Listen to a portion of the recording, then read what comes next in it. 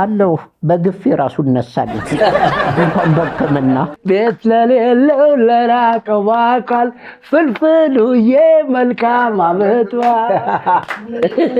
ለራቀው አካል ፍልፍሉዬ መልካም አመቷል። የሳቅ ምንጮችን ይዘህ ተከበህ ቁጭ ብለሃል። ከፋርማሲ እኮ ከመገዛ ብዬ